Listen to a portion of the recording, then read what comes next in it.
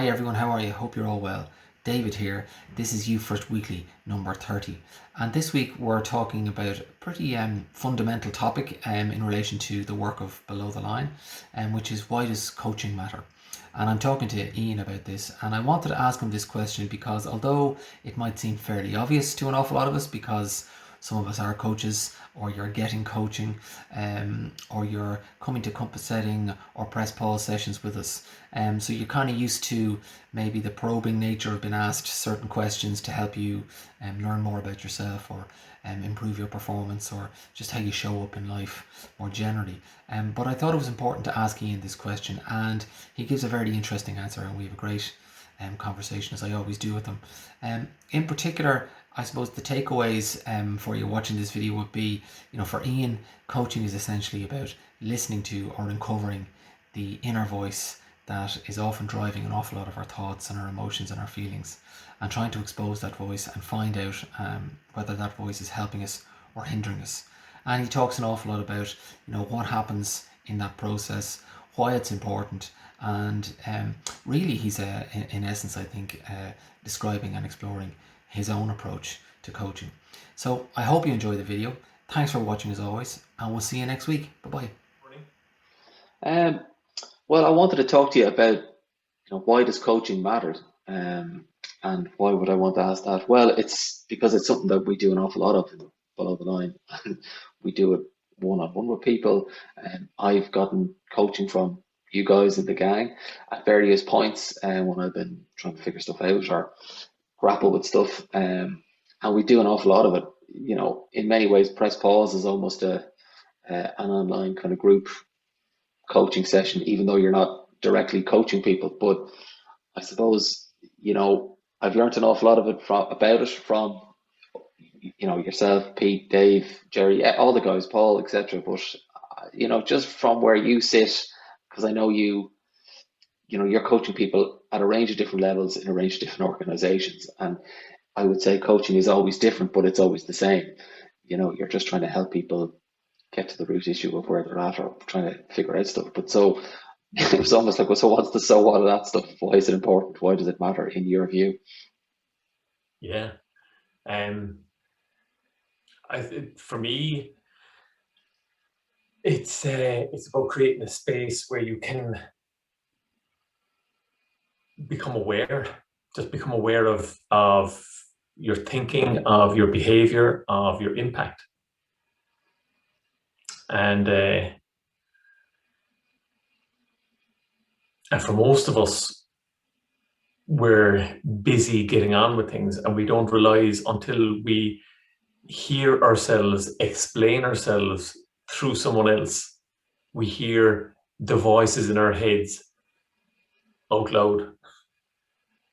So and what I find a lot of the time is that the voice in our head is not necessarily a voice that's helping us or indeed championing us.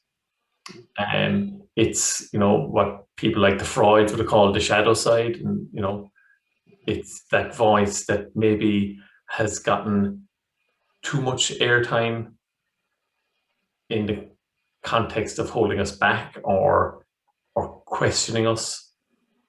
And it's only when you have someone who allows you the space to hear that and then maybe guide some of that thinking to be of benefit for you. That to me is what coaching is about. So it's not necessarily that someone should have the answers. It's that someone can listen with intention, listen with a curiosity. So being curious is one of my kind of anchors, if you like. That the more curious you are, the more you can experience the different voices, the different impacts.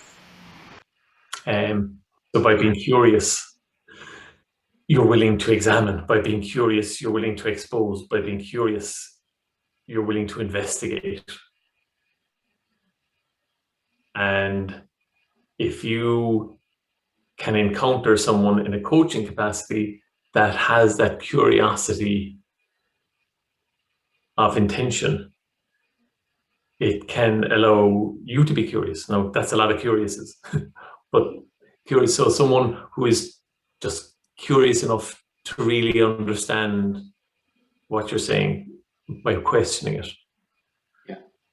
And of course, a lot of the time then people will come up with their own answer because they hear themselves. Yeah. And as they hear themselves, they kind of go, that's not even the truth, or that is the truth. I just said it. That's what I need to do. Great, thank you. Yeah. And what about, so, we talk about this in our work as well. We talk about coaching for performance, but what does performance even mean to you? Because I think it's quite a nebulous term. It is usually. For me, performance is, again, about being curious to understand the best version of your best self.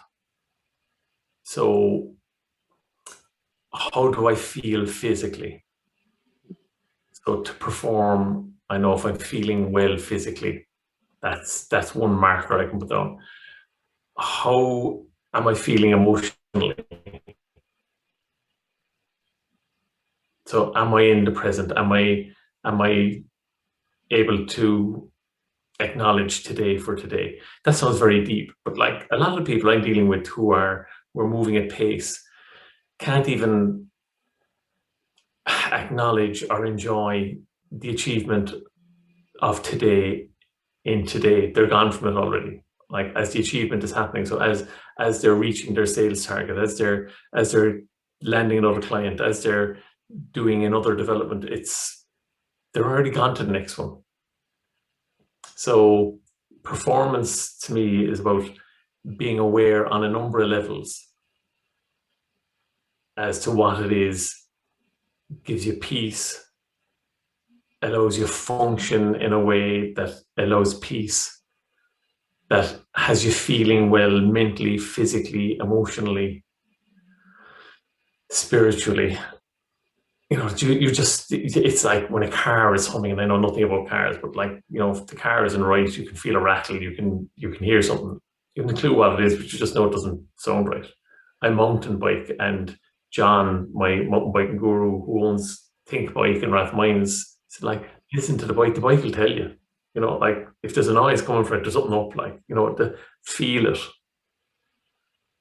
And it's true. And now, years later, like when a twig gets stuck in my chain, you feel it.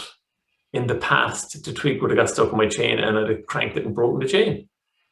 Because I just didn't listen. This is a weird word. I didn't listen to the feeling. Yeah. Whereas now I'm listening to the feeling. I can feel, oh, that doesn't fit. And I listen with it, and I stop and I say, hold on, just check. And you look down and, oh, there's a twig stuck in it, and get rid of it. You just save the break. What's that in performance as humans? What's that? How do I wake up in the morning? How do I feel? So there's a difference between how I feel in the morning when I haven't had a jug of wine going to bed. Is there a difference? So therefore, I just mark it and say, oh, yeah, there is. But that doesn't mean that I never have a jug of wine. But just know there's a difference. So, like, is there a difference when I go for a walk? And this is what I'm finding a lot, is that people saying things to me like, I know exercise is good for me. And are you getting that in your day? Yeah. So in terms of performance, a lot of people are being impacted in their performance right now because they're not having the mobility that they would normally have. Mobility of just getting up and down from their desk, moving to and from an office, moving around the stairs, in and out to their car, down to the coffee shop. Like, they're in situ. They sit and I've noticed with some people, they're so busy and so important in their organization that, they're sitting and we're on a call like this and someone delivers lunch to them. Because they're at home, and so someone home from school or whatever, and you just see the hand come in from the side because they're so busy. Like, I have people say things to me like, my God, like I nearly went to the loo. Like I realized we're 3 hours on a call. Yeah. You know, these kind of things. And that wouldn't happen in normal, like, and we're talking about performance here, because you'd be down, so that's a long-winded way of saying, like, when you say what's performance, it's being aware of the different functions. Just like, can I stop and pay attention to something right now? Or when I do that, do I find that my mind is darting, running, racing? Do I find it difficult to look at one page? Yeah, because I think a lot of people conflate, or they equate performance with some of the stuff you started at the start, which was, shooting the lights out, I'm hitting the target, I'm doing all that stuff. But actually, it's just how you move through your day and how well you feel in yourself. And I think that that's important, particularly right now, that people get that, because, and a lot of people, because they know some of us have worked in the world of sport and adventure and endurance. So high performance means shoot the lights out. And actually, I think it means, well, it means shooting the lights out internally and how you feel in yourself and how you're just able to function. Am I wrong or right in that? No, I think you're absolutely right. And the challenge, the real challenge is, this started with a question of around coaching, okay? And why would you need a coach, or why would you want a coach? What a coach can do for you is give you the environment to allow yourself to hear the voices that are most dominant in your life.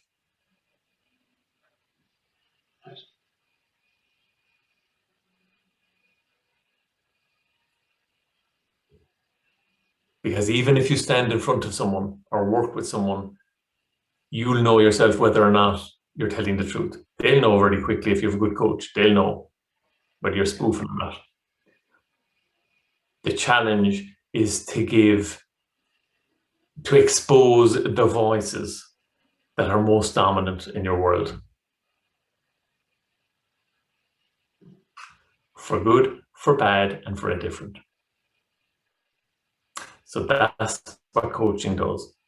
It creates the space to expose the voices that are most dominant in your world. And what I find for a lot of people who on the face of it are high performing, they will say to you, I would be afraid and ashamed to let that voice be heard, because it's not a good voice about me.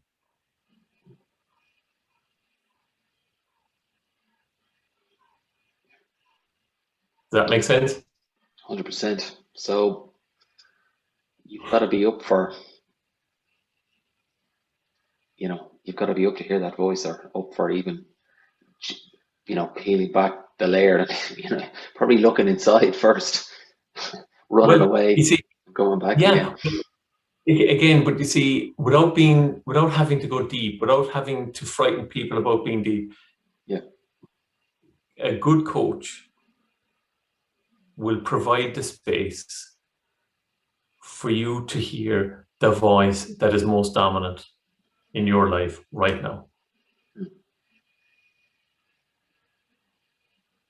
Now, the real work then is in looking at why we give that voice the airtime, and what we can do to handle, manage, coordinate the messages that come from that voice. Yeah. Is that voice feeding you? Is that voice knocking you? Is that voice promoting you? Is that voice undermining you? And that's why any individual in my world should bring themselves to coaching, is to just expose that voice and then begin the journey on working with that voice.